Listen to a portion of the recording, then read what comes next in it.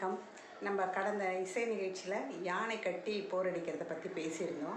அதை எங்கேயாவது நம்ம அதாவது ஔவையார் திரைப்படத்தில் அந்த முகப்பு டைட்டில் பாடல் போகும்போது அந்த காட்சி வந்ததுன்னு சொன்னேன். சரி, இப்போ நடைமுறை நாட்களில் ஏதாவது படத்தில் காட்டப்படுதா என்று பார்த்தால் இருக்கிறது. ஒரு திரைப்படம் நாட்டாமை என்ற ஒரு திரைப்படத்தில் அந்த காட்சி வருகிறது. அவங்க பெரிய பண்ணையார். விஜயகுமார் அவர்கள் மிகப்பெரிய பண்ணையார். அப்போது அவர் சரத்குமார்லாம் அவர் அந்த படத்தில் நடிச்சிருப்பார். அப்போ அவங்க அந்த அண்ணன் விஜயகுமார் அண்ணன், மனோரமா தங்கை. அப்போது அண்ணனை பார்க்க மனோரமா வராங்க. அதாவது அவரோட மகன் ஏதோ தப்பு செஞ்சுட்டா அவங்க அண்ணன் தான் தீர்ப்பு சொல்லணும், விஜயகுமார் தான் தீர்ப்பு சொல்லணும். அதனால் நாட்டாமை தீர்ப்பை மாற்றி சொல்லு அப்படின்னு எதனா கேட்டு பார்க்கலான்னு வராங்க. அண்ணனாச்சே அப்படின்னு ஒரு சபலம் வராங்க.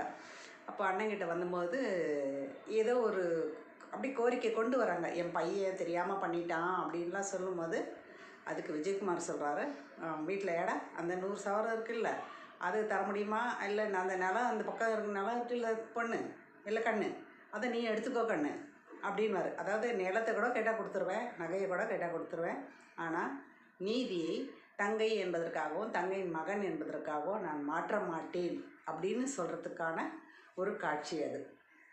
அந்த காட்சியில் பார்த்திங்கன்னா வயலில் தான் அது நடந்துகிட்ருக்கும். அவங்க போர் அடிச்சிட்ருப்பாங்க. அதை இவர் மேற்பார்வை பார்த்து கொண்டு இருப்பார். அந்த வயற்காட்டில் தான் மனோரமா அவங்க அண்ணன்கிட்ட பேசுவாங்க. அப்போ அந்த காட்சியினோட பின்னணியில் பார்த்திங்கன்னா மிக அழகாக ஒரு 5-6 யானைகள் போரடித்து கொண்டிருக்கும். அவ்வளோ வசதியாக அவங்க மூட்டையாக வண்டியாக மூட்டை கட்டி போயிட்டே ஒரு பக்கம் இருப்பாங்க, ஒரு பக்கம் மாடு போரடிச்சுட்டே இருக்கும். அவ்வளோ விளைஞ்சிருக்கு என்பதை அவ்வளோ வசதி என்று காட்டுவதற்கு அந்த காட்சி பயன்படுகிறது.